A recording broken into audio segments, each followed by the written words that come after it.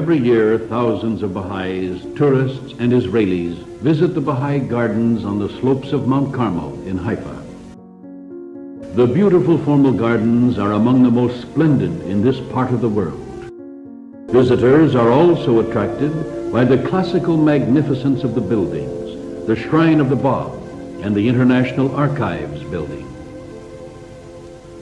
Certainly these buildings, particularly the Golden Dome Shrine, dominate the Haifa landscape and have become landmarks. Whether one approaches the gardens from Carmel Avenue in the lower town, or views Haifa and the bay beyond from Panorama Road on top of Mount Carmel. The Baha'i gardens across the bay and just north of the main part of Akka at a place called Baji are thought by some to be even more beautiful and magnificent. These gardens at Baji surround the mansion and the shrine of Baha'u'llah, founder of the Baha'i faith. Who are the Baha'is, and why are their shrines and gardens established here? It is universally known, of course, that this land is holy for the followers of some of the world's major religions.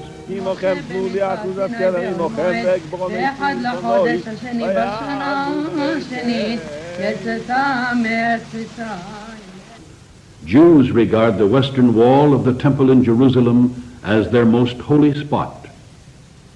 For Christians, the Mount of Olives is holy ground.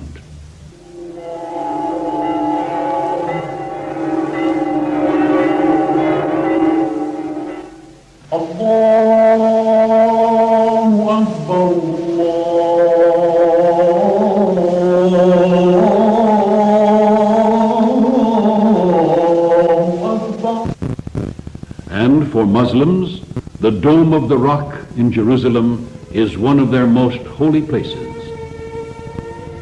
The Baha'i faith also has deep historical roots here. But because of its comparatively recent origin, this fact is not always appreciated or understood. And so we relate the story of the Baha'is and the Holy Land. For every Baha'i, the Holy Land is both the spiritual and the administrative center of his faith. Every day, thousands upon thousands of Baha'is, wherever they may be in the world, turn their faces toward the shrine of Baha'u'llah in prayer. Haifa is the administrative center of the faith, and the offices of the Baha'i International House of Justice are located there. No wonder that each year hundreds of Baha'i pilgrims go to Haifa and Akka to visit their holy places and to pray at the shrine of the founder of their faith. It was not because of deliberate choice on the part of the Baha'is that this land became holy ground to them, as well as to the Jews, the Christians, and the Muslims. It is the Holy Land to the Baha'is because Baha'u'llah, founder of the faith, was brought here over 100 years ago as a prisoner on account of his religion. It was on August 31st, 1868, that the ship bearing Baha'u'llah dropped anchor in Haifa Bay. Haifa was then a very small village. That same day, Baha'u'llah was taken by a small sailing vessel to the fortress city of Akka, which he entered through the sea gate. He was imprisoned in the citadel. Here, in this cell, Baha'u'llah remained in confinement for 2 years, 2 months, and 5 days. From the prison city of Akka, Baha'u'llah wrote many of his famous tablets to the kings and rulers of that day. To Emperor Franz Joseph, Kaiser Wilhelm I, Queen Victoria, Nasruddin Shah, Sultan Abdulaziz, Pope Pius IX, Tsar Alexander II, and Napoleon III. After being released from confinement in the citadel, Baha'u'llah was forced to remain within the walled city of Akka for approximately 8 more years, living in various places including this house known as Beit Abud. At times, Baha'u'llah was permitted visits to a small island just outside Akka, in the middle of the river Namain, which he called the Garden of Rizwan. In 1878, Baha'u'llah, though still a prisoner, was allowed to live outside the city walls. He took up residence near what is now Nahariya and remained here for about 2 years. In 1880, Abdul Baha, son of Baha'u'llah, was able to rent the mansion of Uri Khamar for his illustrious father. This is at Banji, located northeast of the old city of Akka. Here in the mansion of Baji, in April 1890, the distinguished Orientalist Professor E.G. Brown of Cambridge was granted 4 successive interviews with Baha'u'llah. In this room where they met, Baha'u'llah said to Professor Brown, "These fruitless strifes, these ruinous wars shall pass away, and the most great peace shall come." Brown later testified, "The face of him on whom I gazed I can never forget, though I cannot describe it. Those piercing eyes seemed to read one's very soul. Power and authority sat on that ample brow. No need to ask in whose presence I stood, as I bowed myself before one who is the object of a devotion and love which kings might envy and emperors sigh for in vain." Baha'u'llah visited Haifa 4 times during his stay in the Holy Land. On one occasion, he pitched his tent at the top of Mount Carmel, near the spot which has been chosen as the site of a Baha'i house of worship to be erected sometime in the future. At another time, Baha'u'llah pitched his tent at the foot of Mount Carmel, now marked by this circle of cypress trees. And at yet another time, he stood with his eldest son, Abdul Baha, at a spot halfway up Mount Carmel, marked by a clump of cypress trees, and there he pointed to the place where Abdul Baha was to erect the mausoleum for the remains of the Bab, herald of the Baha'i faith. On May 29, 1892, Baha'u'llah passed away and was laid to rest at Baji. This shrine, wherein reposes the sacred dust of the founder of their faith, is for Baha'is the holiest spot on earth. The mantle of leadership of the Baha'i faith fell on the shoulders of Abdul Baha, known as Abbas Effendi to old-time residents of Haifa and Akka, many of whom still remember him. He remained a prisoner until 1908, when the Young Turks overthrew the Ottoman Empire. Abdul Baha authorized the construction of the first Baha'i house of worship at Ishkabad in Turkestan. This was built during the first decade of this century. Abdul Baha also supervised the construction of the Mausoleum of the Bab, as directed by his father.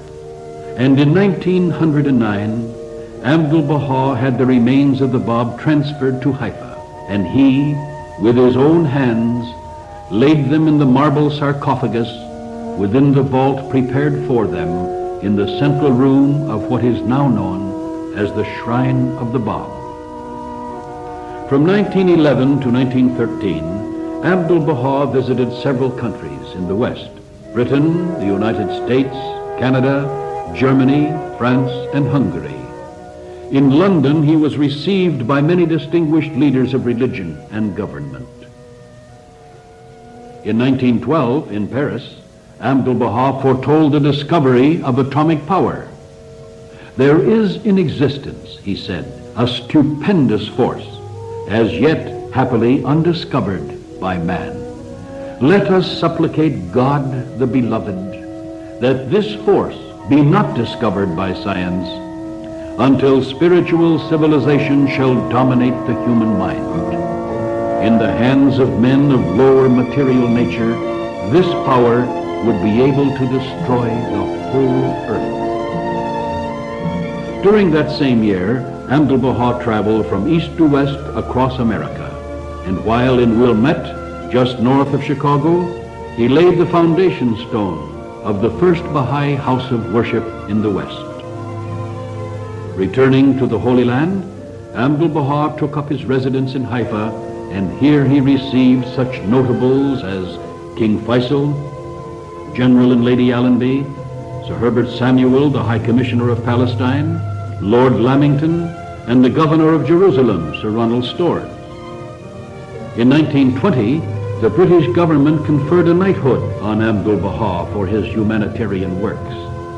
And when he passed away in 1921, it is reported that no less than 10,000 people, representing every class, religion, and race in the Holy Land, attended his funeral.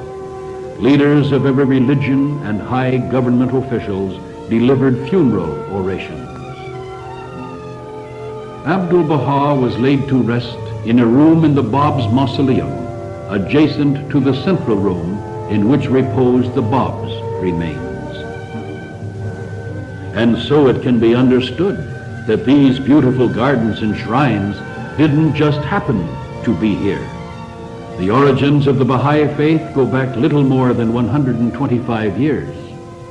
But of that period of time, over 100 years of the growth and development of the faith have been intimately associated with the Holy Land. Many changes have occurred in Haifa since 1877, when this etching was made of the German Templar colony at the foot of Mount Carmel.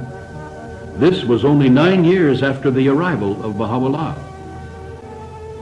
In the early part of this century, Mount Carmel looked like this from Carmel Avenue. Now the mountain is embellished with beautiful buildings and gardens on the Baha'i properties. When Abdu'l-Baha rented the mansion at Baji in 1880, it looked something like this. Now it is surrounded by beautiful formal gardens. The transformation of the Baha'i properties on Mount Carmel from what they were at the beginning of this century to their present state of development is the result of the genius and untiring labors of Shoghi Effendi Rabbani, grandson of Abdu'l-Baha, and head of the Baha'i faith from 1921 until his passing in 1957. It was he who painstakingly planned the gardens on Mount Carmel and laid out a beautiful arc surrounding the shrine at Baji. It was Shoghi Effendi Rabbani who, in collaboration with Sutherland Maxwell, the architect, conceived the beautiful golden dome shrine which is so admired by everyone who sees it. It was he who conceived and built the classical International Archives building. It was also he who conceived the beautiful monument gardens where reposed the sister, the brother, the mother, and the wife of Abdu'l-Baha. It was he who selected with infinite patience every ornament, every embellishment, and every shrub gracing these holy places. As time goes on, these gardens are being steadily extended and enhanced. Undoubtedly, this is only the beginning. Already plans are being made for the further extension of the gardens on Mount Carmel and at Baji. As the Baha'i faith rapidly grows throughout the world, in Africa, in Asia, in America, and in every locality on the globe, the eyes of the Baha'is of the world will be increasingly focused on the Holy Land, and they will be coming here in greater and greater numbers on pilgrimage, to visit the Baha'i holy places, to walk and meditate in the gardens, to see the cell in Akka where Baha'u'llah was imprisoned, to pray in his shrine, and at the shrine of the Bab. Members of national Baha'i assemblies representing most of the countries of the world come to Haifa periodically to assemble in convention and to cast their ballots in the election of the 9 members of the Baha'i International House of Justice. 2 such conventions have already been held. At the convention in April 1968, this delegation was sent to Jerusalem to make a formal call on Israel's president, Zalman Shazar, to deliver the greetings of the convention. In August 1968, nearly 2,000 Baha'is from many countries assembled at Baji to commemorate the 100th anniversary of the arrival of Baha'u'llah in the Holy Land. They later ascended the long stairway from Carmel Avenue to the Shrine of the Bab, around which they walked in respect for the forerunner and herald of their faith. Many other Baha'i meetings and conferences are held in the Holy Land. This meeting in May 1968 was with a group known as the Hands of the Faith. Visitors to the shrines have included heads of state and many other leaders and people of prominence. To all who come, whatever their position or station in life, a most cordial welcome is extended. It is hoped that here they will find not only a feast for the eyes, but a source of peace, joy, and inspiration for their souls.